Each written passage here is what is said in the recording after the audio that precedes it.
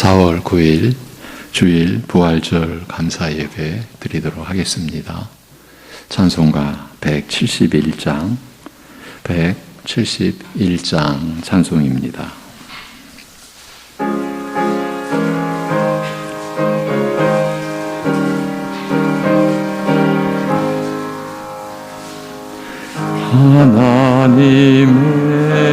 하나님의 독생자 예수 날 위하여 오시었네. 내 모든 죄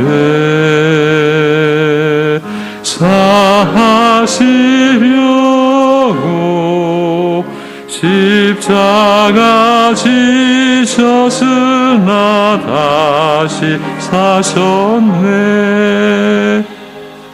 살아계신 주 나의 참된 소망 두려움이 사라지네. 사랑의 주 내 갈 길 인도하니 내 모든 삶의 기쁨 늘 충만하네. 주 안에서 거듭 나누리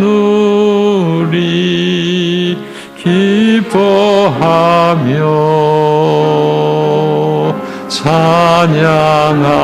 찬양하리. 가슴 속에 넘치는 확신 우리의 가는 길에 소망 넘치네. 살아계신 주 나의 참된 소망 두려움이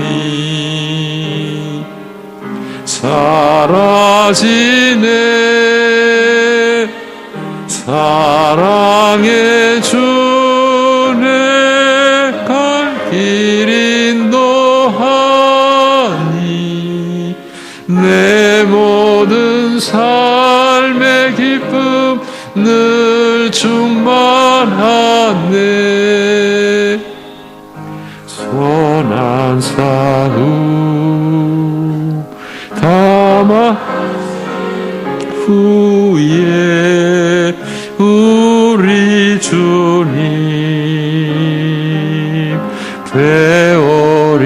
배우리라. 사망 권세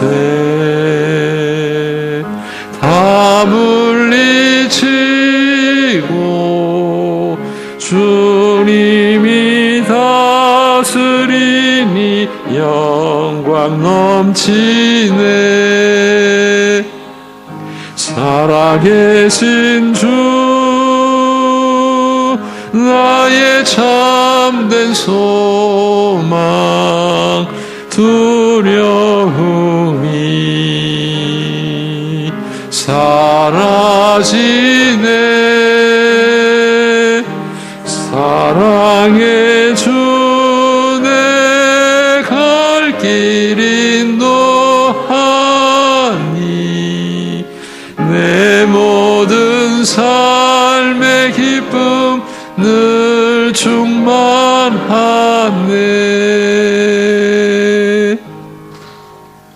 아멘. 이제 우리 함께 사도신경으로 신앙 고백 드리겠습니다. 전능하사 천지를 만드신 하나님 아버지를 내가 믿사오며 그 외아들 우리 주 예수 그리스도를 믿사오니 이는 성령으로 잉태하사 동정녀 마리아에게 나시고 본디오 빌라도에게 고난을 받으사 십자가에 못 박혀 죽으시고 장사한 지 사흘 만에 죽은 자 가운데서 다시 살아나시며 하늘에 오르사 전능하신 하나님 우편에 앉아 계시다가 저리로서 산 자와 죽은 자를 심판하러 오시리라. 성령을 믿사오며 거룩한 공회와 성도가 서로 교통하는 것과 죄를 사하여 주시는 것과 몸이 다시 사는 것과 영원히 사는 것을 믿사옵나이다. 아멘.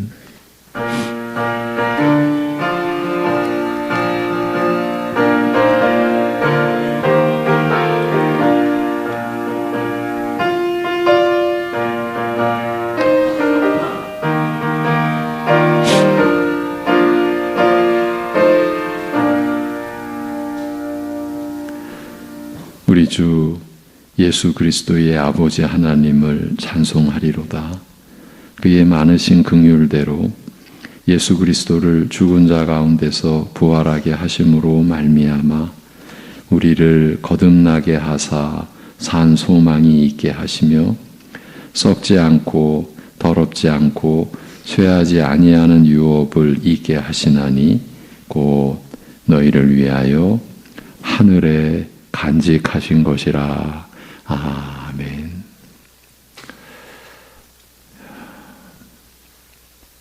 이 세상에는 있을 수 없는 부활의 영광과 그 권능과 그 안에 담긴 충만한 사랑을 올 한 해에도 저희들에게 일깨워 주시고 그 충만한 은혜를 베풀어 주시는 하나님 아버지, 그리스도의 죽으심과 사흘 만에 다시 살아나심을 성령을 보내셔서 우리로 하여금 믿도록 하시고 그 은혜 안에서 거듭나게 하신 은혜를 따라 오늘도 부활절 감사 예배를 드리오니 예배하는 모든 심령들 가운데 우리를 사랑하사 우리 위에 죽으시고 부활하신 주님의 영광과 그 은혜와 아버지 하나님의 사랑이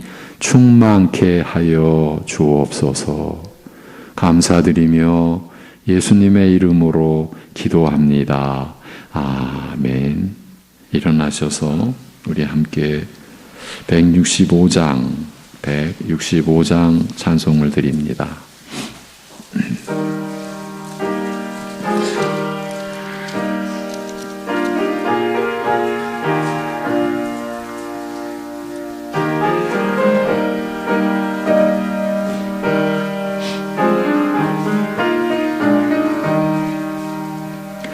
주님께 영광 다시 사신 주 사망 권세 모두 이기시었네. 흰 옷 입은 천사 돌을 옮겼고 누우셨던 곳은 비어 있었네. 주님께 영광 다시 사신 주 사망 권세 모두 이기시었네. 부활의 주님 나타나시사 두려움과 의심 물리치셨네. 주의 교회 기뻐 찬송하여라. 다시 사신 주님 죽음 이겼네. 주님께 영광, 다시 사신 주. 사망 권세 모두 이기시었네. 생명의 임금, 영광의 주님. 주님 없는 삶은 헛될 뿐이라. 주의 사랑으로 세상 이기고 요단 건너 본향 가게 하소서. 주님께 영광, 다시 사신 주. 사망 권세 모두 이기시었네. 아멘. 교동문 134번 교동문입니다. 내가 받은 것을 먼저 너희에게 전하였노니 이는 성경대로 그리스도께서 우리 죄를 위하여 죽으시고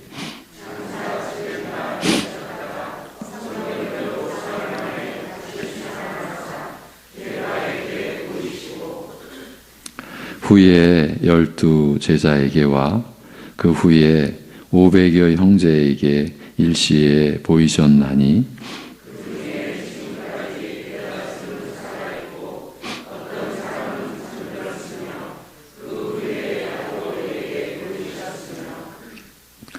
그 후에 모든 사도에게와 맨 나중에 만삭되지 못하여 난 자 같은 내게도 보이셨느니라.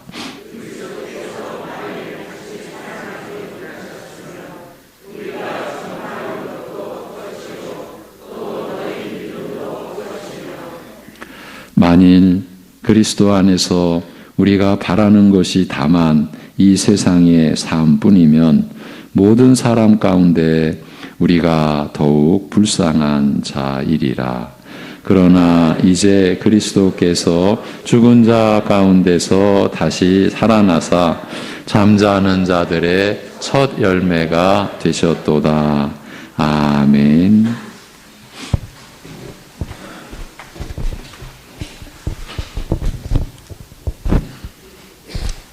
하나님 아버지, 부활 주일을 맞이하여 주님의 은혜 안에서 또 기쁨과 감사함으로 예배드릴 수 있는 은혜 주심에 감사드립니다. 저희들이 죄와 사망과 사탄에 노예되어 영원한 멸망의 길로 갈 수밖에 없음에도 아들을 내어주신 그 측량할 수 없는 사랑과 은혜를 입어 저희들이 하나님 앞에 예배자로서 또 죄사함의 은혜를 누리고 주님 앞에 기쁨으로 예배드릴 수 있게 하심에 감사드립니다. 이러한 측량할 수 없는 은혜를 누리고 있음에도 여전히 저희들은 죄악 가운데 그 길을 따라가며 생각과 말과 행동으로 그렇게 죄의 길을 향하여 나아가고 있음을 또 회개합니다. 우리의 죄를 용서하여 주시고 주님을 사랑하고 또 진리를 기뻐하며 오직 주님을 의지하여 순종의 삶으로 힘써 나아갈 수 있도록 부활 생명의 그 놀라운 충만한 은혜가 우리 가운데 이루어져 나가는 그 기쁨을 누려갈 수 있도록 도와주옵소서. 하나님 아버지, 이 시간 부활주일 예배를 통하여서 저희들이 복음 가운데 이렇게 무뎌지고 복음에 향한 그런 감격을 잊고 있었던 것들도 회개하며 복음의 은혜의 그 충만함, 그 복음을 향한 사랑, 복음을 향한 감격이 이 시간 가운데 다시금 우리 가운데 새로워지는 시간 될 수 있도록 그 열망과 열정이 우리 가운데 부어진 바 되는 시간 될 수 있도록 도와주옵소서. 우리 삶 가운데 여러 정황들과 분주한 마음들이 있습니다. 그 어떤 것이 있다 한다 할지라도 모든 것 아시는 주님 앞에 모든 것 내어 맡길 수 있도록 도와주옵시옵고 복음의 말씀에 집중할 수 있도록 은혜를 베풀어 주옵소서.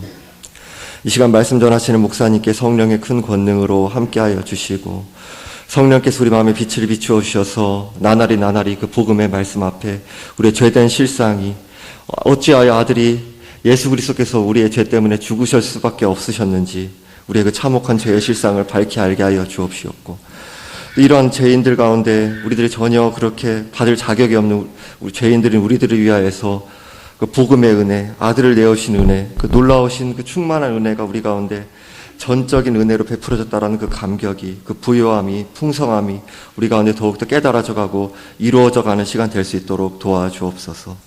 오직 주님께서만 홀로 영광받아 주옵시오며 주 예수 그리스도의 이름으로 기도드리옵나이다. 아멘.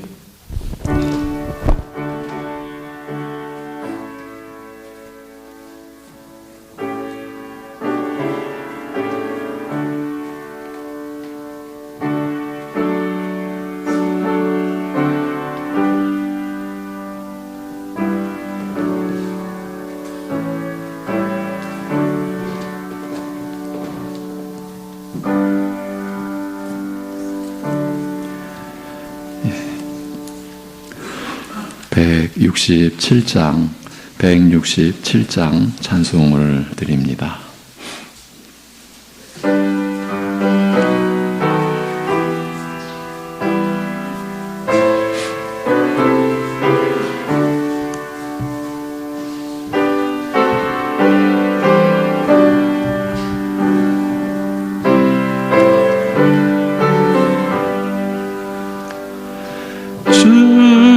즐겁도다 이날 세세의 할 말 사망 권세 깨고 하늘이 열려 죽은 자가 다시 살아나와서 생명의 주 예수 찬송하도다.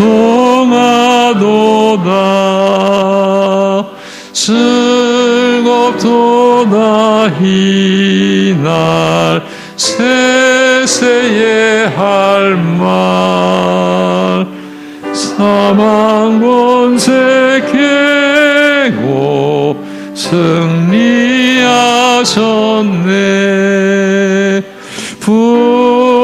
부활하신 주님 나타나시니 천지 만물 모두 새 옷 입었네. 겉은 만발하고 잎이 우거져 승리하신 주를 찬송하도다.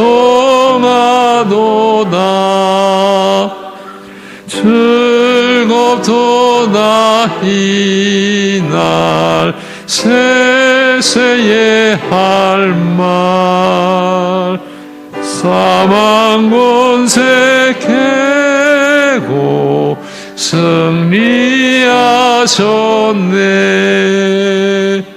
생명의 주 예수 죽음 이기고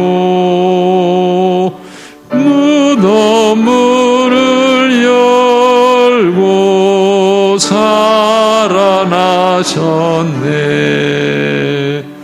주의 말씀대로 이루어져서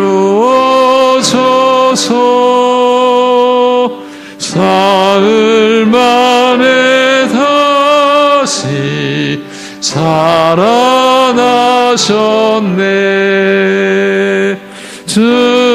즐겁도다 이날 세세의 할 말 사망 권세 깨고 승리하셨네. 아멘.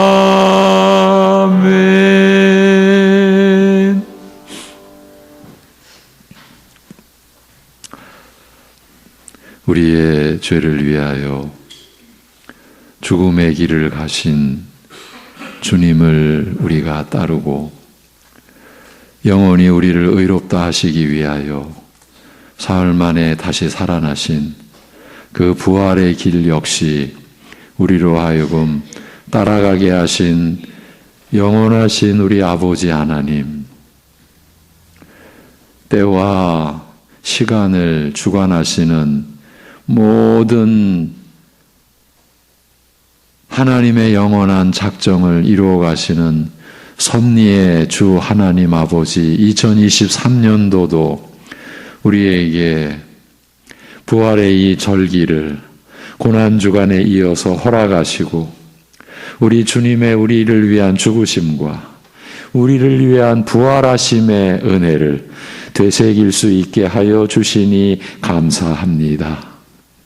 하나님께서 은혜를 내려주셔서 십자가에 못 박히신 주 예수 그리스도의 죽음이 우리의 죄, 나의 죄를 위한 것임을 믿도록 하시고 사흘 만에 다시 살아나심이 이 세상에는 있을 수 없는 죽음 권세를 깨트리고 승리하시고 다시 살아나시는 역사가 우리에게 믿어지도록 하신 그 은혜를 따라 오늘도 찬송 드리며 예배 드리며 경배 드리며 또 감사의 예물을 올려 드리오니 아버지 하나님 받아 주시옵소서.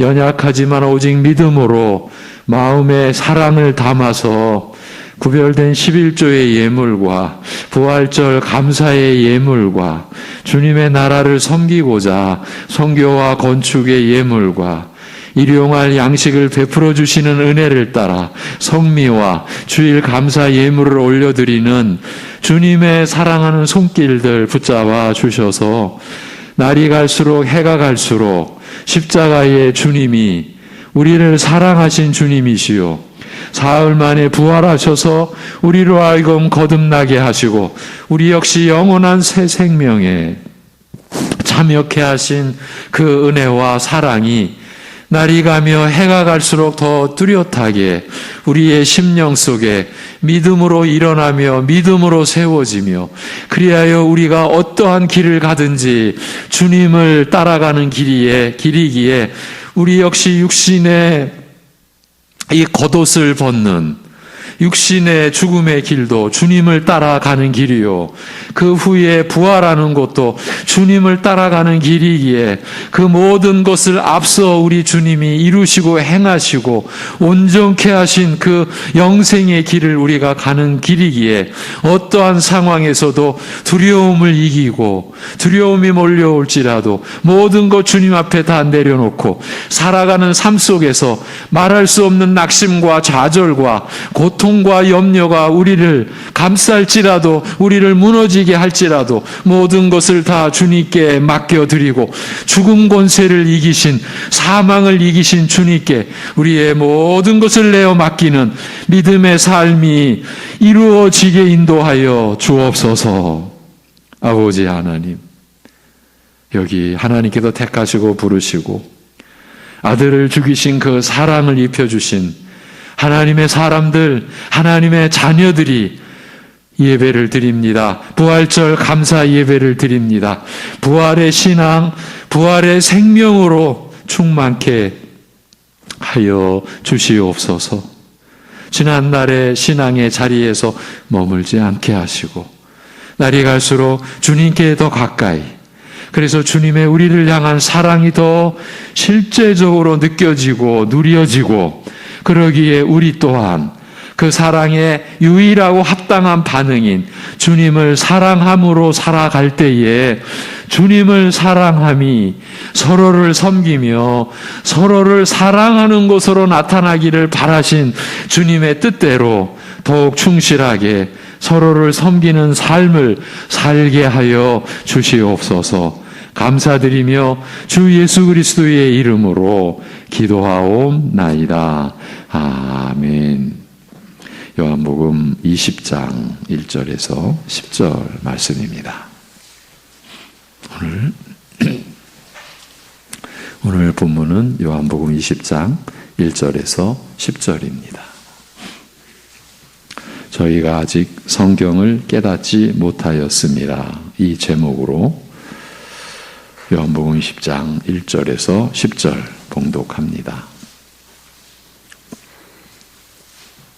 안식 후 첫날 일찍이 아직 어두울 때에 막달라 마리아가 무덤에 와서 돌이 무덤에서 옮겨진 것을 보고 시몬 베드로와 예수께서 사랑하시던 그 다른 제자에게 달려가서 말하되 사람들이 주님을 무덤에서 가져다가 어디 두었는지 우리가 알지 못하겠다 하니 베드로와 그 다른 제자가 나가서 무덤으로 갈새 둘이 같이 다름질하더니 그 다른 제자가 베드로보다 더 빨리 달려가서 먼저 무덤에 이르러 구부려 세마포 놓인 것을 보았으나 들어가지는 아니하였더니 시몬 베드로는 따라와서 무덤에 들어가 보니 세마포가 놓였고 또 머리를 쌌던 수건은 세마포와 함께 놓이지 않고 딴 곳에 쌌던 대로 놓여 있더라. 그때야 무덤에 먼저 갔던 그 다른 제자도 들어가 보고 믿더라. 9절 10절 같이 읽습니다. 그들은 성경에 그가 죽은 자 가운데서 다시 살아나야 하리라 하신 말씀을 아직 알지 못하더라. 이에 두 제자가 자기들의 집으로 돌아가니라. 아멘.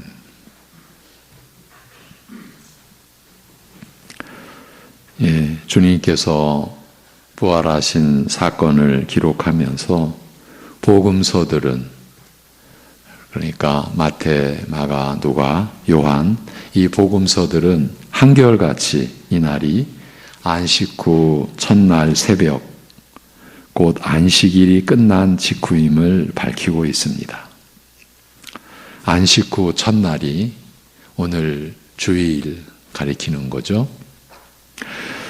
이것은 단순히 예수님의 부활이라는 이 중대한 사건이 일어난 시점을 정확하게 밝히고자 한 것이라고 보기는 어렵습니다.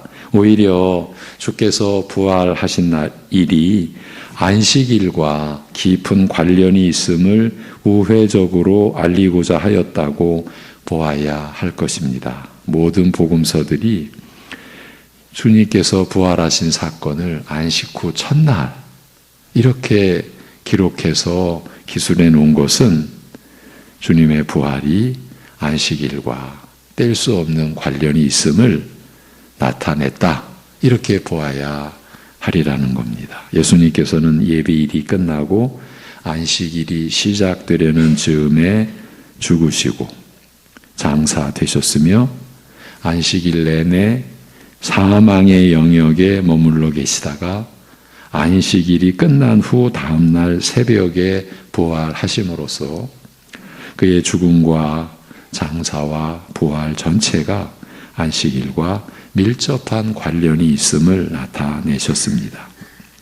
예수님께서 죄인을 위하여 죽으시고 사흘 동안 죽음의 영역 음부에 머무신 것이나 마침내 죽음을 이기시고 부활하신 일이 바로 죄인의 안식을 위한 것임을 알리고자 하신 것입니다. 우리 죄인들에게 참되고 영원한 안식을 주시고자 하시기 위함이었다. 그것을 알리고자 하신 것입니다. 물론 주의 죽으심과 장사와 부활 전체가 안식일의 주인으로서 우리에게 안식을 베푸시기 위해 겪으신 일이었으나 그 중에서도 사망 권세를 깨뜨리시고 부활하신 일이야말로 우리로 하여금 죄의 저주에서 벗어나 참 생명의 안식을 누리게 하시는 데 있어서 더욱 두드러지고 특별한 의미를 갖는다고 할 수 있습니다. 복음서들이 한결같이 주의 부활을 기술하면서 안식 후 첫날이라는 말로 시작하는 것은 분명히 이런 사실을 의식하였기 때문일 것입니다. 그런데 예수님의 부활에 대하여 복음서들이 기술한 내용을 비교해 보면 조금은 혼란스럽고 곤혹스러운 느낌을 피할 수 없습니다.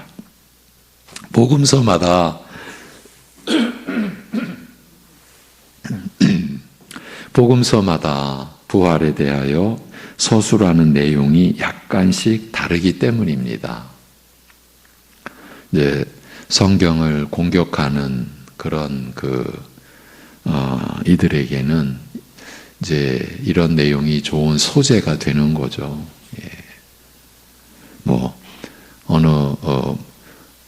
뭔가를 보고 베꼈는데 잘못했다느니 등등 성경을 조롱하고 회방하려는 시도는 어느 시대나 있어 왔거든요.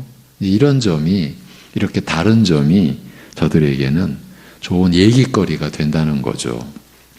각각 따로 읽으면, 그러니까 복음서들을 따로 읽으면 잘 느끼지 못하나 복음서들이 주님의 부활에 관하여 서술한 내용을 서로 비교해 보면 다른 복음서에 없는 내용이 있는가 하면 일어난 일들의 순서가 뒤바뀌거나 또 서로 부합하지 않는 듯하여 매우 혼란스럽습니다. 우선 한 가지 예만 들어드리면 갈릴리에서부터 주를 따른 여인들이 예수님께서 장사 되시는 것을 지켜보고 무덤을 확인한 다음 돌아가서 장례를 위한 향품을 준비하였다가 안식일이 지난 후 새벽에 찾아왔다고 누가는 알리고 있습니다. 주를 따른 여인들이 그리했다고 누가는.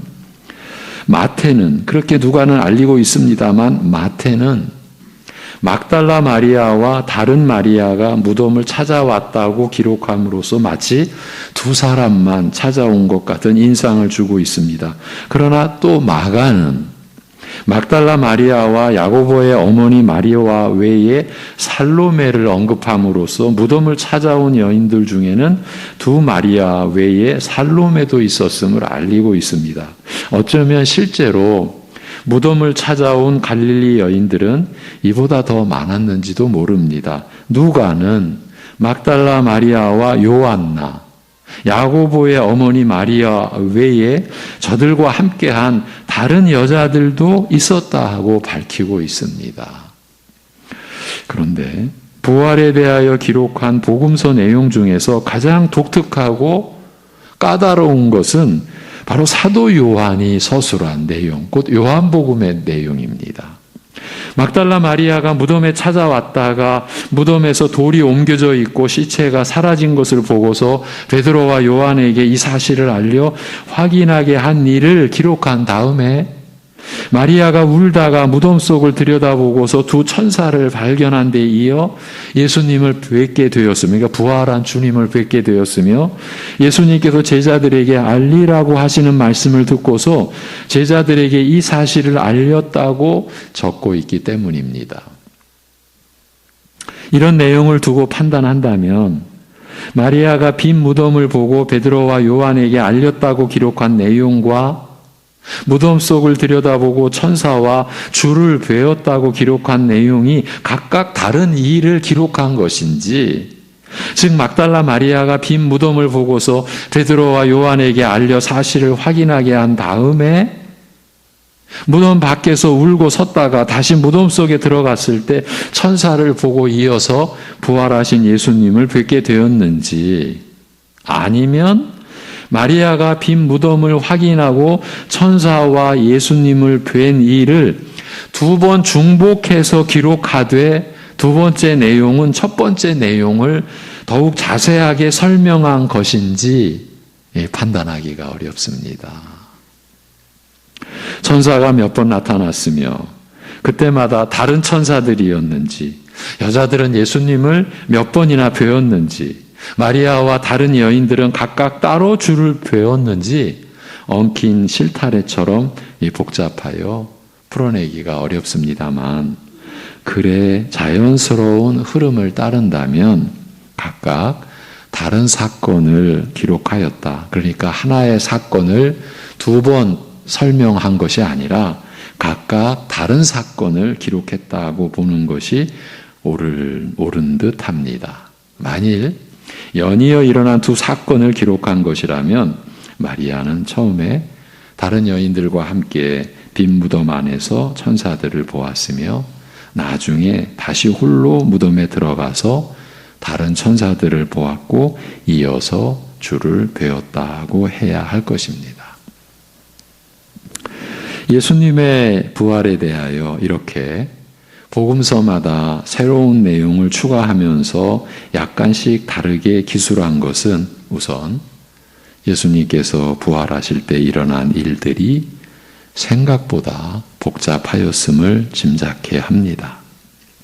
여러 일이 함께 어우러져 진행된 복잡한 과정과 풍성한 내용을 복음서마다 나름대로 간략하게 핵심만 전하려 한 결과 취사 선택한 내용이나 이를 서로 연결하여 하나의 이야기로 구성한 것이 조금씩 달랐다고 볼 수 있을 것입니다. 우리는 복음서의 이런 차이에 대하여 왜 똑같은 일을 목격하였음에도 서로 말이 다른가라고 의문을 품기보다는 우리는 성경 말씀을 하나님의 말씀으로 믿는 이들로서 그렇게 왜 다른가라고 의문을 품기보다는 각 복음서가 전하려는 독특한 내용을 통하여 부활의 풍성한 의미를 깊이 파악하고자 하는 태도를 갖는 것이 옳을 것입니다. 복음서마다 새로운 내용을 추가한 것에서 우리는 부활과 그 의미에 대해 더 풍성한 이해를 얻을 수 있기 때문입니다. 요한복음의 경우 공관복음서와 공관복음서라는 것은 마태, 마가, 누가 이 세 복음서는 관점이 공통적이다라고 해서 공관복음서. 근데 요한복음서는 공관복음서와는 보다 영적으로 더 풍성한 내용을 담고 있어서 세 복음서는 공관복음서라고 하고 요한복음서는 별도로 구별을 하거든요. 이렇게 요한복음의 경우 공관복음서와 너무나 큰 차이를 보이는 까닭에 설명하기가 곤혹스럽긴 합니다만 이런 차이는 어느 하나는 바르게 기록하였고 다른 하나는 틀리게 기록하였기 때문이라기보다는 예수님의 부활에 대하여 기록하는 시각이 예를 들면 무엇에 더 큰 비중을 두고 어떤 면을 부각하려 하였는지가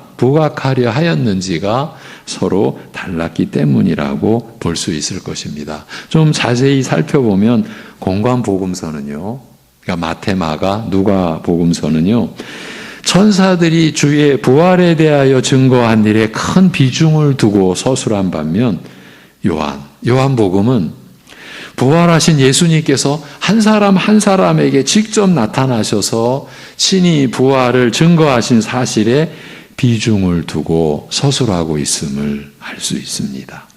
그리하여 요한은 마리아가 다른 여자들과 함께 무덤 안에서 천사를 본 일은 언급하지 않고 그것은 기록하지 않고 다만 시신이 사라진 것을 보았다. 그것도 마리아가 보았다고만 기록하며 또 나중에 다시 무덤에 들어갔다가 천사를 본 일은 기록하면서도 천사가 주의 부활에 대하여 증거한 일은 적지 않고 대신 예수님께서 마리아에게 직접 자신이 부활하신 사실을 알리신 일을 기록하고 있습니다. 또한 공관복음서가 예수님의 부활을 여러 사람이 목격하였다는 사실을 강조하는 반면 그리하여 무덤을 지키던 군사들도 천사가 내려와 무덤에서 돌을 굴려내는 것을 목격한 일, 군사들도 목격했어요. 또 여러 여인들이 무덤을 찾았다가 수의만 있고 시체가 없는 사실을 확인한 일, 여러 천사들이 부활을 증거한 일을 일일이 언급함으로써 부활의 증인이 허다함을 강조하는 반면 요한은 예수님께서 부활하신 자신을 직접 나타내 보이시되 한 사람 한 사람에게 개별적으로 나타내어 알리신 사실을 강조하고 있는 것입니다. 이제 이런 차이가 있는 겁니다. 이처럼 부활하신 사실을 개인적인 친밀한 관계에서 직접 알리신 사실을 부각시키려고 사도 요한은 안식 후 첫날 새벽에 갈릴리로부터 주를 따르는 여러 여인들이 무덤을 찾았음에도 막달라 마리아 한 사람만 언급하고 있습니다. 마리아 자신이 주를 어디 두었는지 우리라고 그랬어요. 우리가 모르노라고 하여 여러 여자들이 함께 보았음을 밝힌 말을 기록하면서도 막달라 마리아만 언급함으로써 예수님의 부활이 마리아라는 한 여인에게 개별적으로 확인되고 경험된 사실을 부각시키고자 하는 것입니다. 여러분, 우리가 지금 함께 예배를 드리는 머리 대신 주 예수 그리스도의 몸된 교회의 지체로 우리가 함께 예배를 드리는데, 예수님의 죽으시고 부활하심이 믿어지는 것은 여러분 한 분 한 분에게 성령께서 그 부활 신앙을 갖도록 하신 것 아닙니까? 여러분 한 분 한 분에게. 마치 지금 요한은 예수님의 부활이 마리아라는 한 여인에게 개별적으로 확인되고 경험된 사실을 부각시키고자 하는 것입니다. 공관복음서가 예수님의 부활은 허다한 사람들이 목격한 확실한 사실이라는 점을, 심지어 사흘 만에 부활하리라고 예언하신 예수님의 말씀이 거짓임을 확인하고자 무덤을 지키도록 보낸 군병들마저 목격함으로써 누구도 부인할 수 없는 사실임을 알리고자 한 반면, 요한은 주께서 직접 한 사람 한 사람에게 친히 부활하신 자신을 나타내어 알리시는, 그렇게 직접적이고 친밀한 경험을 통하여 주의 부활이 확인되었음을 강조하고자 하는 것입니다. 오늘 본문 안식 후 첫날 일찍이 아직 어두울 때에 막달라 마리아가 무덤에 와서 돌이 무덤에서 옮겨진 것을 보고, 이렇게 기록이 되죠. 안식일이 끝나기를 밤새 기다린 듯 마리아는 첫 새벽에 주께서 묻히신 무덤으로 갔습니다.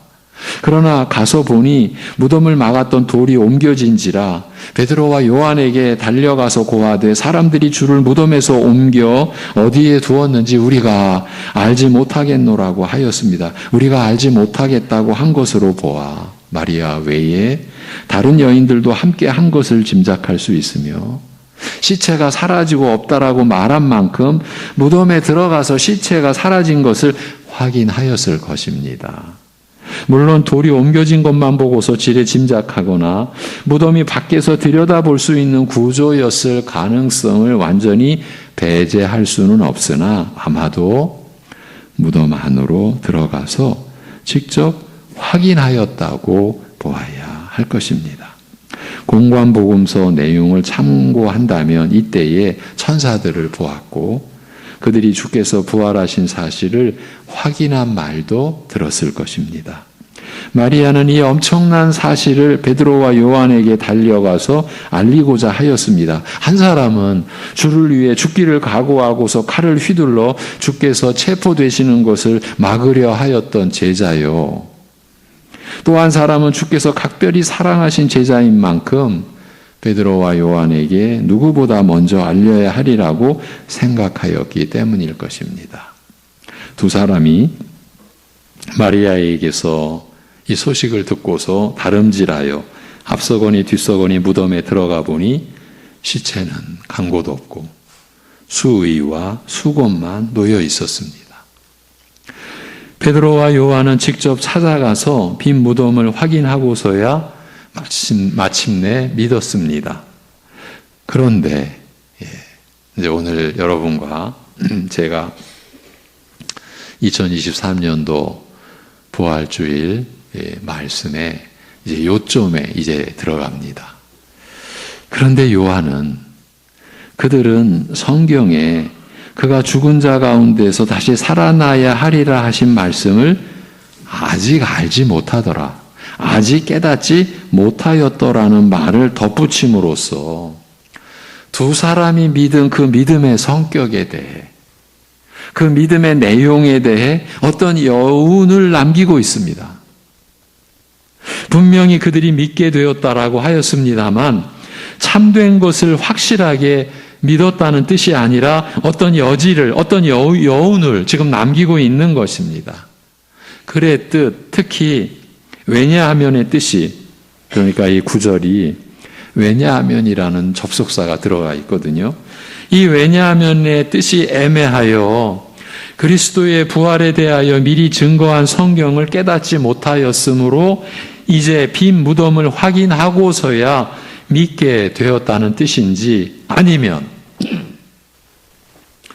빈 무덤을 보고 마리아가 전한 말이 사실임을 믿었을 뿐 여전히 성경이 그리스도의 부활에 대하여 예언한 내용을 깨닫지 못하였다는 뜻인지 분명치 않습니다만 글의 흐름으로 보아 후자의 뜻일 가능성이 큽니다. 베드로와 요한은 시체가 사라지고 무덤이 빈 것을 보고서 마리아의 말이 사실이라는 것을 믿기는 하였습니다만 그가 본 것이, 그러니까 마리아가 본 것이 무엇을 뜻하는지 말하자면 이런 일들이 예수님께서 부활하신 사실을 증거하고 있음을 깨닫지는 못한 것입니다. 막달라 마리아 등 여인들이 무덤에 들어갔다가 천사로부터 예수님께서 부활하셨다고 알리는 말을 듣고서 베드로에게 전하니 그가 무덤에 달려가 세마포만 보고서 기이 여기며 집으로 돌아갔다라고 한 누가의 말에 따르면, 누가복음의 기록에 따르면 지금 베드로와 요한은 빈 무덤을 보고서 마리아로부터 전해 들은 말이, 시체가 사라진 것이나 천사로부터 전해 들은 말이 모두 사실임을 인정하면서도 그저 기이히, 그저 이상하게 여길 뿐 예수님의 부활을 믿지 못하였다고 할 수 있습니다. 바로 이 점을 사도 요한이 기록해 놓은 거예요. 그러니까 여지를 남긴 거예요. 이들의 믿음의 성격에 대한 여운을 남긴 거예요. 예수님의 시체가 사라지되 수위와 수건이 그 자리에 남아 있었다는 것은 누가 시체를 훔쳐간 것이 아님을 잘 말해주고 있습니다. 아닌 말로 시체만 따로 훔치려 한 것이 아니라면 시체에서 수위와 수건만 벗겨졌다는 것은 분명 죽었던 예수님께서 살아나셨다라는 확실한 증거일 것입니다. 이런 증거를 눈으로 확인하였으나 베드로와 요한 같은 그 제자도 예수님께서 부활하신 사실을 깨닫지 못했습니다. 분명히 마리아가 전하였을 천사의 말, 곧 예수께서 부활하셨으므로 여기 무덤에 계시지 않는다고, 즉 더 이상 사망의 영역에 머물러 계시지 않는다고 한 말을 듣고서 스스로 달려와 빈 무덤을 확인하고서도 눈으로 본 사실만 인정할 뿐 예수님께서 부활하신 사실을 깨닫고 받아들이지는 못했습니다. 이게 지금 복음서 전체를 아우르면서 드리는 말씀입니다. 언뜻 스쳐 지나기 쉬우나 여기에는 매우 중요한 사실이 함축되어 있습니다. 이제 지금부터의 내용이 우리에게 보다 더 실제적이고 직접적으로 다가와야 하는 내용입니다. 여러분의 믿음, 구원 얻는 믿음에 관한 결정적인 내용입니다. 어떻게 우리에게 믿음이 일어나는가? 그 점을 여러분께 다시 한번, 지금까지 말씀드려왔던 내용들을 다시 한번 집약해서 말씀드리고자 하는 것입니다. 예수님의 부활을 깨닫고 믿음으로 받아들이는 것은 눈으로 사실을 확인하는 것만으로 되는 것이 아님을 일깨워 주고 있기 때문입니다. 눈으로 보고 경험한다고 해서 누구나 믿게 되는 것은 아닌 것입니다. 무덤을 지키던 군사들은 큰 지진이 나는 가운데 천사가 하늘에서 내려와 무덤의 돌을 굴려내는 광경을 보고서, 직접 보고서, 또 번개 같은 형상과 눈같이 흰 옷 등 하늘 영광을 직접 목격하고서 두려워 떨며 죽은 사람과 같이 되었으면서도, 본인들이 그랬으면서도 대제사장들의 뇌물과 회유에 넘어가서 눈으로 목격한 사실을 부인하고 제자들이 밤에 와서 시체를 도둑질하여 갔다는 거짓말을 퍼뜨렸습니다. 저들이 본 것은 무엇입니까? 저들이 본 것은 일상의 일들이 아닙니다. 저들이 평생 더 이상 볼 수 없는 하늘의 영광, 이걸 직접 보았습니다. 그러나 저들은 거짓말을 퍼뜨렸습니다. 이것은 예수님을 믿고 받아들이는 일에 있어서도 마찬가지입니다. 유대인들은 예수님께서 수많은 표적을 행하여 그가 하나님의 아들 그리스도이심을 보이셔도 그들은 또 다른 표적을 구할 뿐 깨닫거나 믿지 못했습니다. 불신자들은 걸핏하면 보여달라 그러면 믿겠노라고 합니다만 사실은 아무리 눈으로 보아도 믿지 못하는 것입니다. 믿기 위해서는 눈으로 보는 것 이상이 필요한 것입니다. 단순한 경험 이상의 무엇이 필요한 것입니다.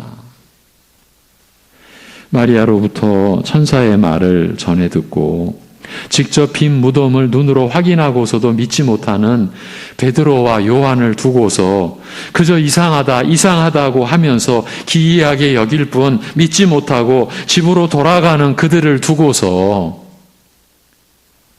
누가가 이 내용을 좀 더 구체적으로 묘사해 놓았죠.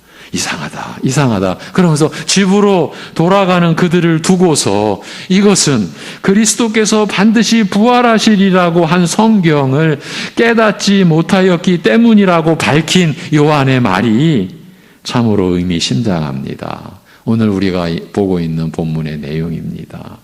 믿음은 눈으로 보는 것에서 나는 것이 아니라 하나님의 말씀에서 난다는 사실을 밝힌 것이기 때문입니다.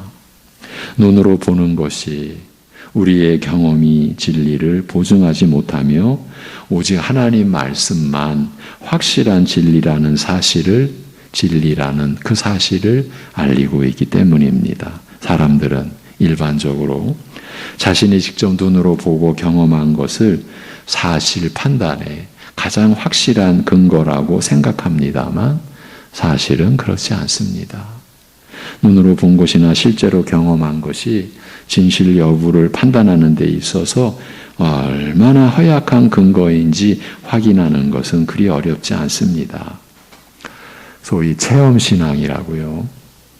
굉장히 위험합니다.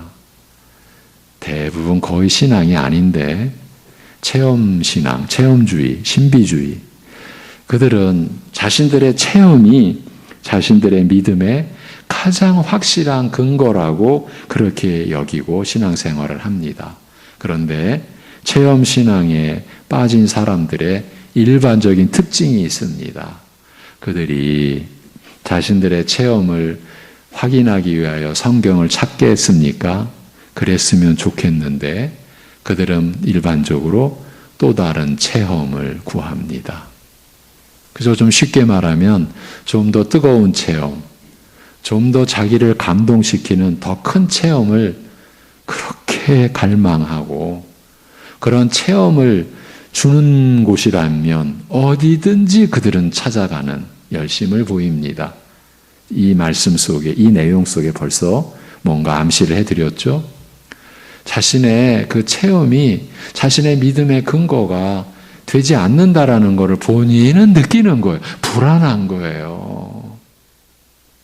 그래서 그 체험을 또 찾는 거예요. 무섭게 찾습니다. 불쌍한 겁니다. 예. 그 속에서 있어 봤기 때문에 여러분들에게 이렇게 말씀을 드리는 겁니다. 그분들의 열심은 우리가 못 쫓아갑니다. 그런데 너무 불쌍한 겁니다. 너무 불쌍한 거예요. 지금 그 얘기를 하는 겁니다. 눈으로 본 것이나 실제로 경험한 것이 진실 여부를 판단하는 데 있어서 얼마나 허약한 근거인지 확인하는 것은 그리 어렵지 않습니다.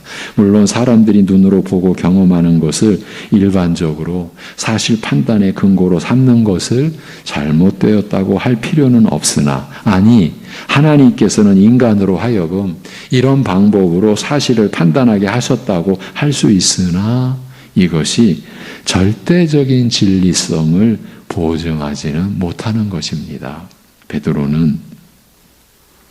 사도 베드로는 눈으로 보고 경험하는 것보다 더 확실한 것이 있으며 자신들이 눈으로 보고 경험해 왔지 않습니까? 주님과 함께 주님의 공생의 기간 동안. 그런데 그것보다 더 확실한 것이 있으며 그것은 바로 하나님의 말씀이라는 사실을 이렇게 증거합니다. 베드로후서 1장 16절에서 21절의 말씀입니다.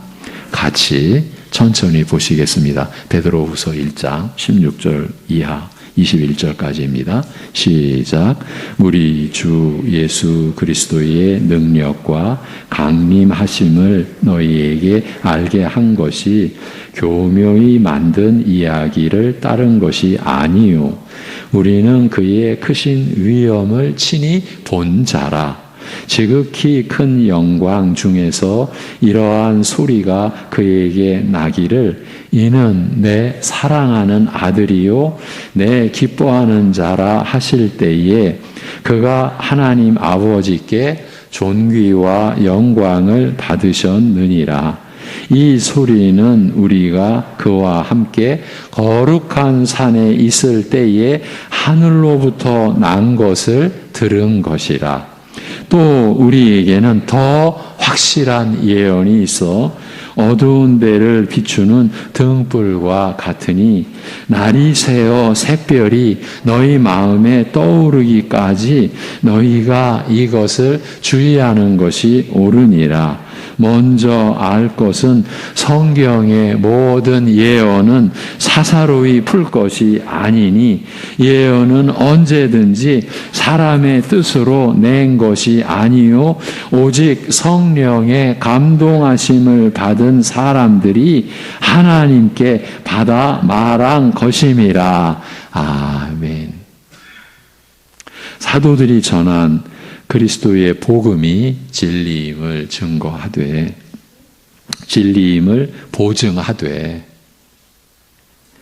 하늘이 열리고 예수님의 모습이 영광스럽게 변하는 광경을 직접 눈으로 보았으며 소위 변화산상에 그 있었던 일 사도 베드로가 직접 경험하고 눈으로 본 일 그렇게 눈으로 보았으며 하늘에서 하나님께서 친히 내 사랑하는 아들이라 증거하시는 음성을 직접 귀로 듣고서 전한 것이라고 밝히고 있습니다. 그러니까 베드로가 눈으로 보고 귀로 들은 것을 직접 보고 들은 것을 밝혔습니다. 눈으로 직접 보고 경험한 것이 진실을 증거하기 위한 조건 중 하나임을 밝힌 말입니다만 베드로는 한 걸음 더 나아가서 우리가 직접 보고 들은 것보다 더 확실한 증거가 있으며 그것은 바로 하나님의 말씀이요. 이것은 사람의 뜻으로 낸 것이 아니라 오직 성령의 감동하심을 입은 사람들이 하나님께 받아 말한 것이라고 밝히고 있는 것입니다. 하나님의 말씀이 눈으로 보고 귀로 듣고 몸으로 체험하는 것보다 더 확실하다. 이것이야말로 진리성을, 절대적 진리성을 보증할 수 있는 유일한 궁극적 진리라고 말하는 것입니다. 물론 하나님의 말씀이 확실한 진리라고 해서 글자로 기록된 성경의 말만 외운다고 깨달아지고 믿어지는 것은 아닙니다. 선지자들을 감동하여 이 말씀을 알리신 성령께서 이 말씀을 보고 듣는 우리의 마음을 여시고 깨닫게 하셔야 믿게 되는 것입니다. 여러분의 믿음이 이렇게 나타난 것입니다. 성령께서 하나님의 말씀으로 우리에게 가르치시고 증거하시는 이 일을 두고 바울 사도는 이르기를 신령한 일은 신령한 것으로 영적인 일은 영적인 것으로 분별하느니라. 그러한 일은 영적으로 분별되기 때문이라고 고린도전서 2장에서 밝히고 있습니다. 성령께서 알리신 하나님의 말씀이 성령께서 우리로 깨닫게 하시는 역사와 결합될 때 비로소 깨달아지고 믿어진다는 뜻입니다. 다시 한번 말씀드립니다. 성령께서 알리신 하나님의 말씀, 그래서 하나님의 말씀이 기록된 거죠.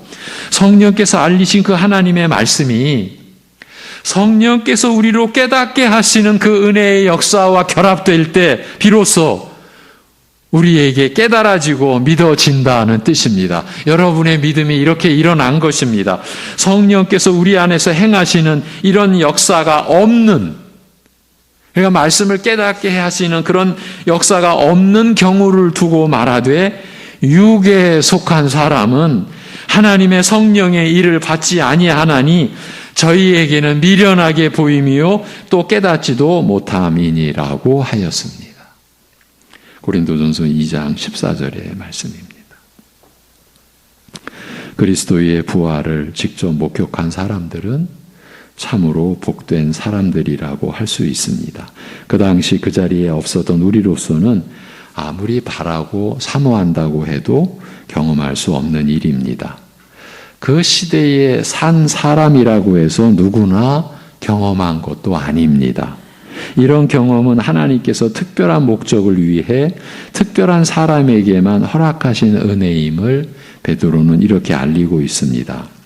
하나님이 사흘 만에 다시 살리사 나타내시되 모든 백성에게 하신 것이 아니요 오직 미리 택하신 증인 곧 죽은 자 가운데서 부활하신 후 그를 모시고 음식을 먹은 우리에게 하신 것이라. 사도행전 10장의 말씀입니다.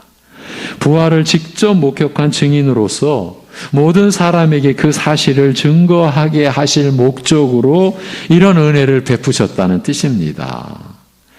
이와 같이 부활을 직접 목격한 사람들은 남다른 특별한 은혜를 입은 것이 사실입니다만, 그러나 그리스도의 부활을 믿는 그 일에 있어서만큼은 오늘날 우리보다 더 유리한 위치에 있다고 할 수 없습니다. 주의 부활을 직접 눈으로 보지 못하였다라고 해서 부활을 직접 목격한 그 복된 사람들보다 조금도 불리하거나 뒤지지 않습니다. 믿음은 눈으로 본다고 해서 저절로 생기는 것이 아니요 오직 하나님의 말씀과 이 말씀과 함께 역사하시는 성령으로 말미암기 때문입니다. 그리고 눈으로 보는 것보다 확실한 진리의 말씀을 통하여 역사하시는 성령의 증거는 예나 지금이나 다름없기 때문입니다. 이것은 부활을 직접 목격한 증인으로서 그리스도의 부활을 증거하는 사도들의 경우도 마찬가지입니다. 빈 무덤 등 부활의 실제적 확실한 증거를 보고서도 믿지 않았던 저들이 부활의 깊은 의미를 깨닫고 믿게 된 것은 성령의 계시와 증거 때문이었습니다. 고린도전서 3장 10절 이하에서 이 내용을 밝혀놓았습니다. 성도 여러분, 눈으로 보는 것만으로 믿을 수 있는 것이 아닙니다. 만일 그렇다면 예수님께서 행하신 표적을 본 사람들은 다 믿었어야 했습니다. 이적을 경험한다라고 해서 믿을 수 있는 것도 아닙니다. 출애굽의 이적을 경험한 이스라엘 출애굽의 1세대 어찌 되었는지 여러분이 아시지 않습니까?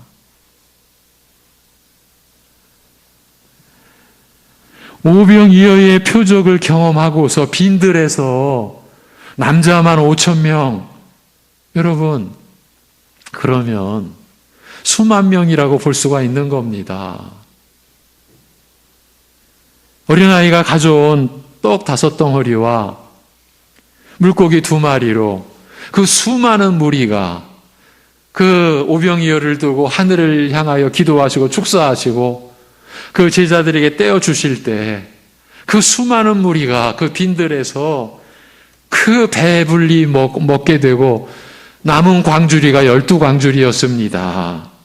그런 표적을 경험하고서 예수님을 찾아 헤매던 사람들에게 이르셨습니다. 너희가 나를 찾는 까닭은 표적을 본 까닭이 아니요 즉 내가 이 일을 통하여 너희에게 참으로 알리고자 한 복음을 깨닫고 믿은 까닭이 아니요 예수님 자신이 생명의 떡이 되심을 나타낸 표적 아니었습니까? 그런데 그것을 그 알리고자 한 복음을 깨닫고 믿은 까닭이 아니요 먹고 배부른 까닭이라고 하셨습니다. 하나님의 아들이심을 알리신 건데, 메시아이심을 나타낸 표적이었는데 단지 먹고 배부른 까닭이라. 여러분, 이게 인간의 수준입니다. 죄로 인하여 타락하고 부패한 인간의 이게 실상입니다. 여러분 같으면, 내가 그 자리에 있었으면, 내가 예수님 십자가에 못 박히시지 않게 했을 텐데 그러고 싶으십니까? 그럴 수 있다고 여겨지십니까? 10명의 나환자가 똑같이 불치의 병을 고침받는 놀라운 이적을 경험하였으나 그중 한 사람만이 참된 믿음을 소유하여, 여러분 보신 분들도 계실 것입니다.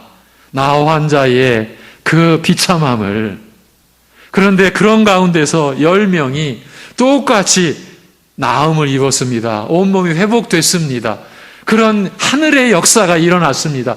그런데 그중 한 사람만이 참된 믿음을 소유하여 주로부터 내 믿음이 너를 구원하였느니라는 말씀을 들었습니다. 비록 내 몸으로 겪은 일이요, 하나님의 능력으로 된 일이라 할지라도 그런 경험 자체가 믿음을 만들어내지는 못하는 것입니다.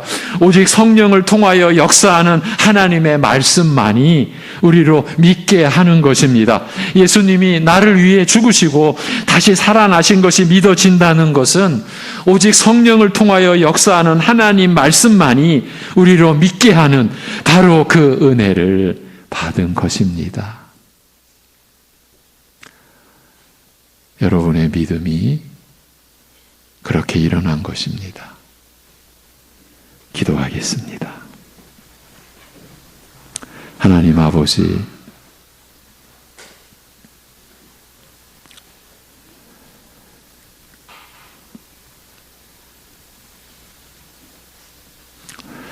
교회를 그저 사람들이 모인 무리라고 여겼던 우리의 무지를 긍휼히 여겨 주옵소서.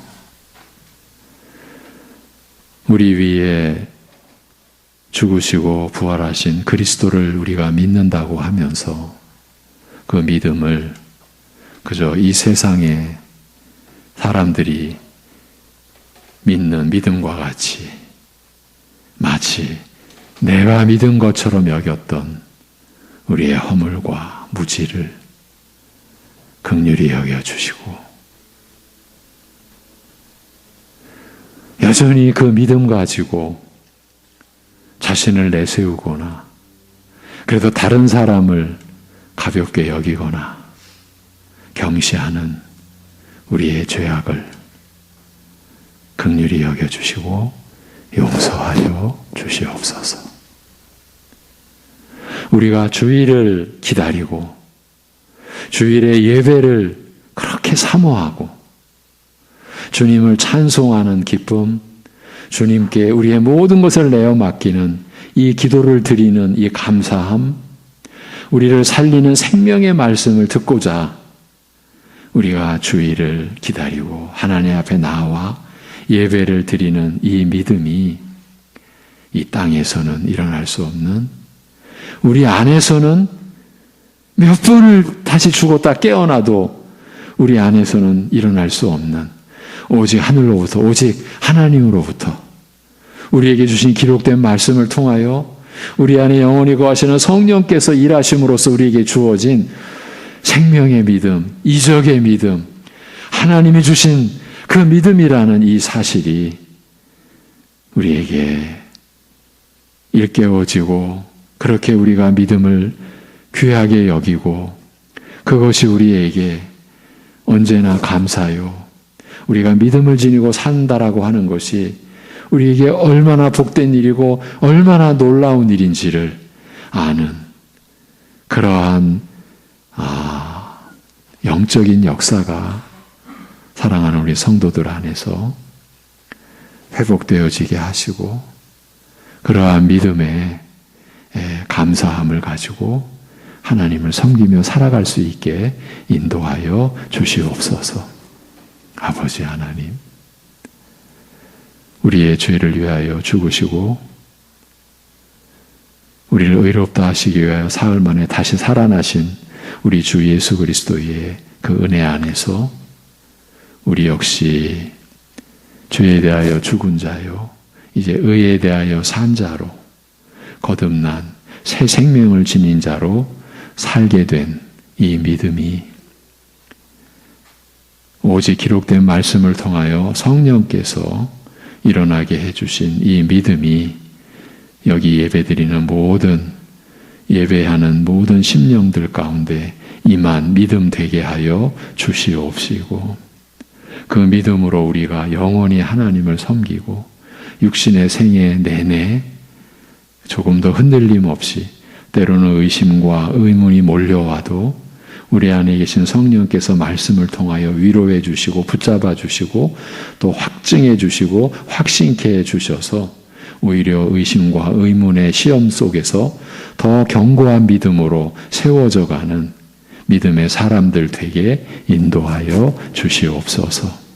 아버지 하나님, 그리스도의 우리의 죄를 위한 죽음이 없었더라면, 그리고 죽은 자 가운데서 다시 살아나시는 부활의 역사가 없었더라면 우리가 어찌 되었을지를 말씀을 통해 돌아볼 수 있는 우리 사랑하는 성도들의 그 삶이 되게 하여 주옵시고, 그리스도의 죽으심과 그리스도의 부활하심이 믿어진다라는 것이 오직 하나님의 뜻이요 그리스도의 은혜요 성령의 역사임을 고백하면서 그 은혜로 하나님을 진정 기쁘게 마음 깊이 찬송드리며, 그래서 이 모든 사실을 믿도록 한 하나님의 말씀을 우리의 생명보다 더 귀하게 여기고 그 말씀을 늘 찾고 읽고 듣고 그 안에 은혜를 구하는, 또 진리의 내용을 구하는 우리의 삶이 되게 하여 주시옵소서.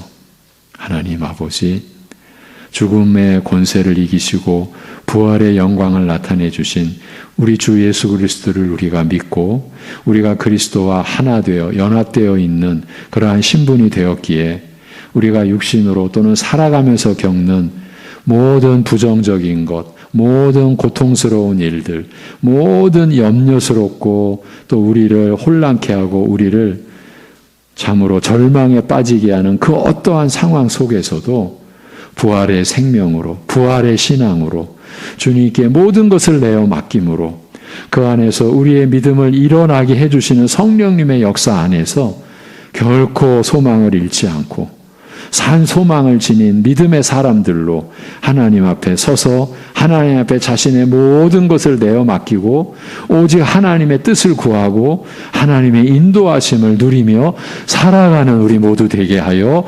주시옵소서.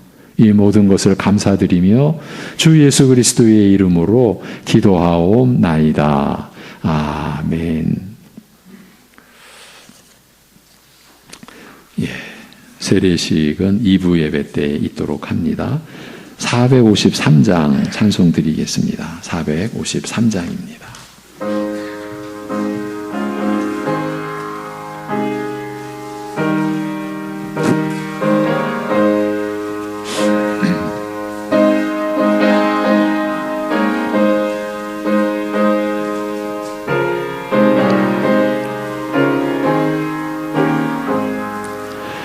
예수도 알기 원하네. 크고도 넓은 은혜와 대속해 주신 사랑을 간절히 알기 원하네. 내 평생의 소원, 내 평생의 소원, 대속해 주신 사랑을 간절히 알기 원하네. 성령이 스승되셔서 진리를 가르치시고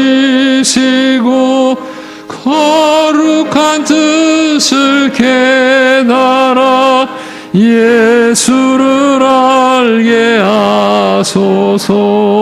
내 평생의 소원, 내 평생의 소원 대속해 주신 사랑을 간절히 알기 원하네. 성령의 감화 받아서 하나님 말씀 배우니 그 말씀 한 절 한 절이 내 맘에 교훈되도다. 내 평생의 소원 내 평생의 소원 대속해 주신 사랑을 간절히 알기 원하네. 예수가 계신 보좌는 영광에 둘려 있도다. 평화의 왕이 오시니 그 나라 왕성하도다. 내 평생의 소원 내 평생의 소원 대속해 주신 사랑을 간절히 알기 원하네. 아멘.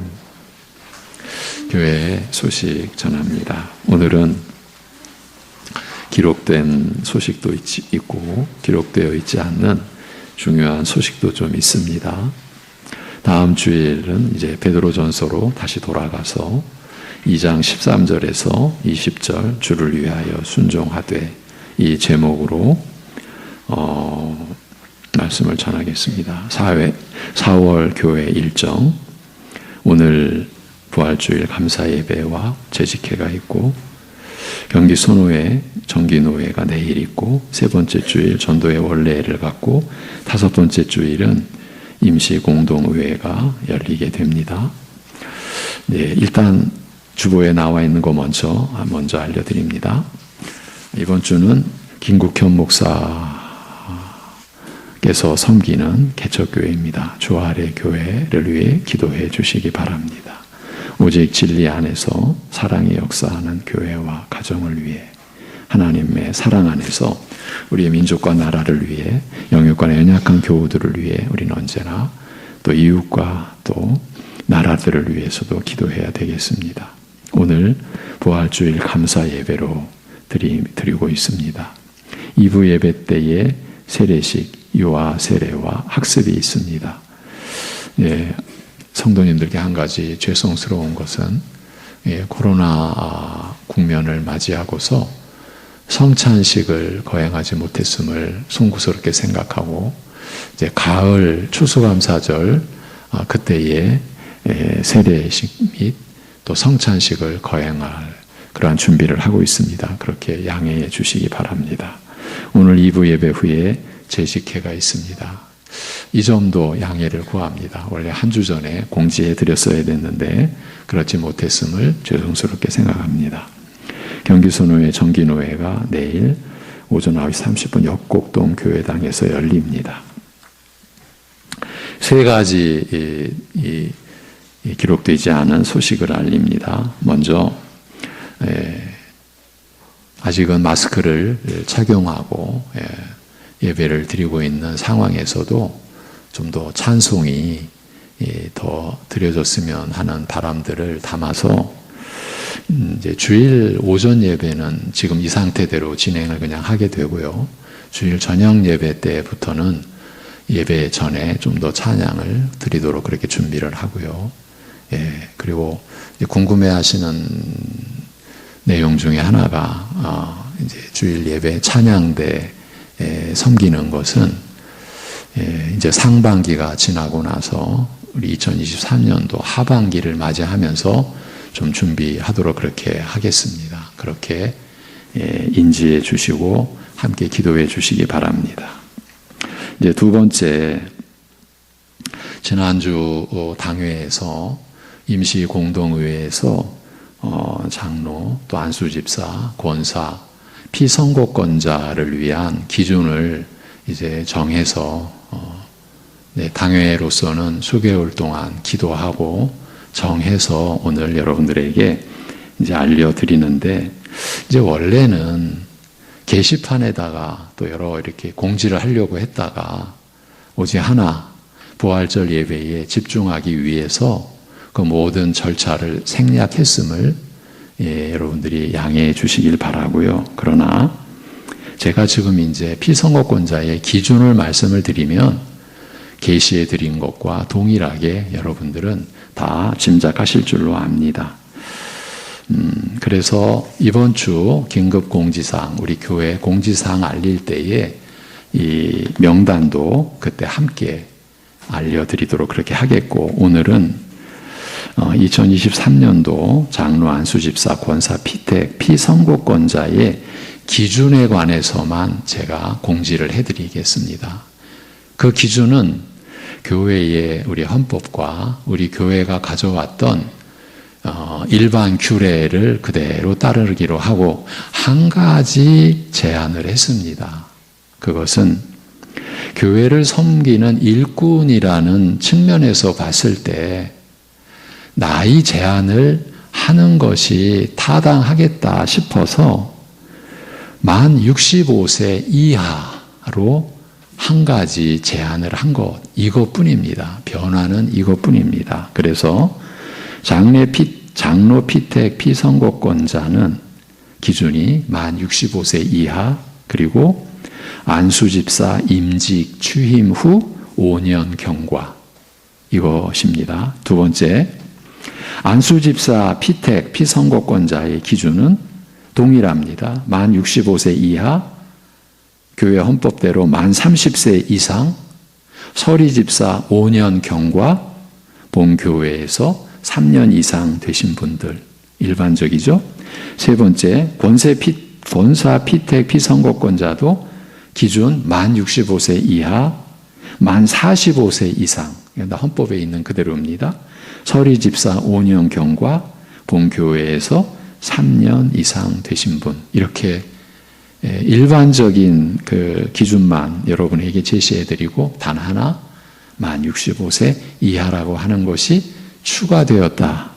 이렇게 보시면 여러분 스스로가 본인이 피선거권자에 해당되는지 안 되는지 이해를 하시리라고 보고, 만 65세 이하로 정한 것은 다른 이유가 아니라 이 직분이 교회를 섬기는 일꾼이라는 차원에서 위에 상한선을 정하는 그런 측면에서 정했다라는 것을 여러분들이 이해해 주시고, 특히 이제 해당되시는 성도님들은 깊이 양해해 주시기를 부탁을 드립니다. 그리고 이와 관련해서 세부적인 안내사항, 뭐 특별한 건 없습니다. 혹시 이제 스스로 사퇴 의사가 있으신 분들, 이런 분들을 위한 안내 정도 더 추가되는 것, 명단에다가 이제 그것은 이번 주 긴급 공지사항 때 같이 올려드리고, 이제 다음 주일에는 게시판에다가도 공지해 놓도록 그렇게 하겠습니다. 제가 이번에는 특별히 많이 강조를 했습니다.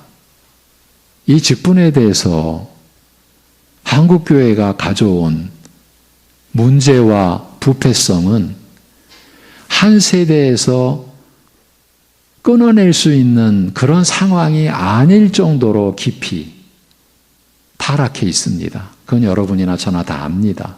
이거 극복해 가야 합니다. 그것은 오직 성경에 따라서 이 직분의 이해를 가져야 합니다. 제가 지난번 좀 강조했습니다.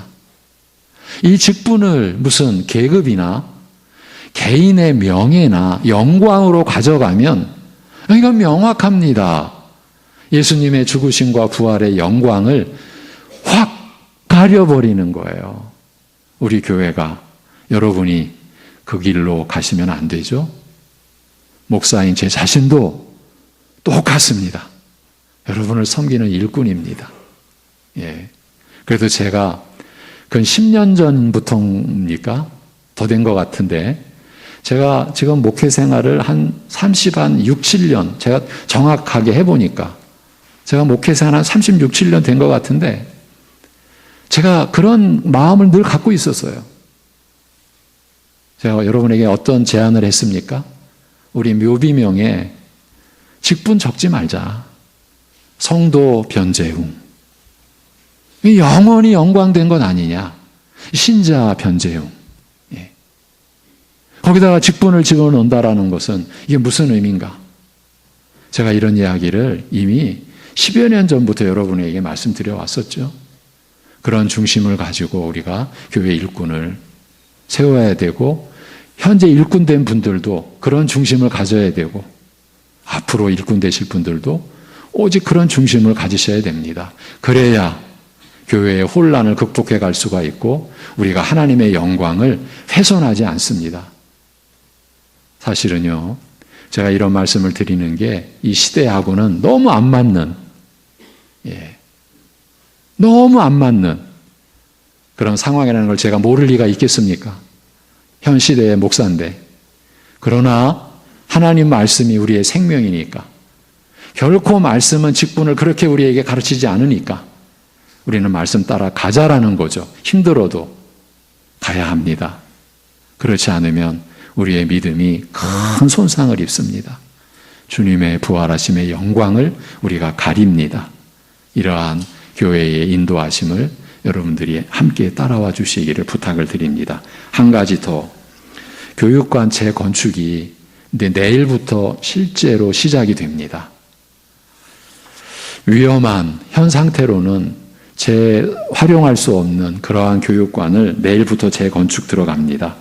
여러분의 관심과 기도를 부탁을 드립니다. 어제 여전도회에서 나오셔서, 또 남전도회에서 나오셔서 일부 나오셨습니다. 감사하게도. 그래서 1층의 교육관 비웠고 컨테이너를 이제 치울 겁니다.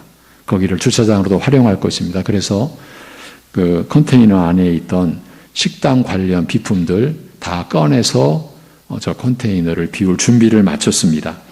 이제 앞으로 교육관 2층과 옥상에 있는 것을 또 비워야 될 때도 여러분에게 협조를 구할 때 여러분들이 협조해 주시기를 부탁을 드립니다. 관심과 기도를 해 주시기를 여러분에게 당부드렸습니다. 이제 끝으로 한 가지 순서를 갖겠습니다. 오늘 부활주의를 맞이해서 그동안 못 뵀던 분들이 이렇게 함께 예배를 드리게 돼서 너무 감사한데, 죄송하지만 제가 한 분은 여러분들에게 소개를 해드리고 싶습니다. 그래야 될 것 같습니다. 우리가 근 2년 넘게 우리 황광선 권사님 기도 많이 했죠.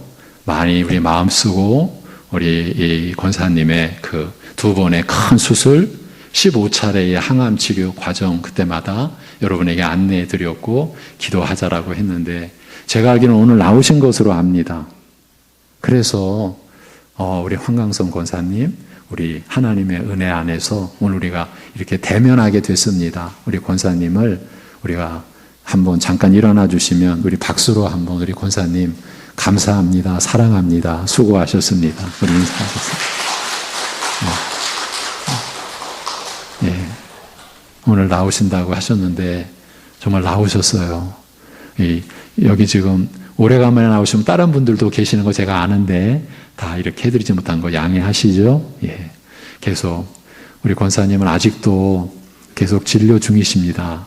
기도해 주시기 바랍니다. 우리 묵상 구절 읽고 제가 축도함으로 예배를 마치겠습니다. 잠언 29장 26절. 잠언 29장 26절. 시작. 주권자에게 은혜를 구하는 자가 많으나 사람의 일의 작정은 여호와께로 말미암느니라.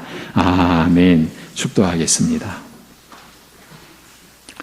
우리 위에 죽으시고 사망 문세 깨뜨리시고 부활하신 주 예수 그리스도의 은혜와 그 아들을 거기까지 장사 지낸 바 되는 데까지 내어주신 아버지 하나님의 사랑하심과 우리 안에 영원히 거하시며 그 은혜와 사랑을 믿고 일깨워 주시는 성령님의 교통하심이 주님이 우리 위해 죽으시고 부활하셨기에 우리 역시 영원히 이제 죽지 않고 산소망을 지니고 영생을 살아감을 믿고 하나님을 섬기는 모든 이들과 이러한 믿음을 구하는 모든 이들 안에 영원토록 함께 하시기를 주님의 이름으로 축원하옵나이다. 아멘.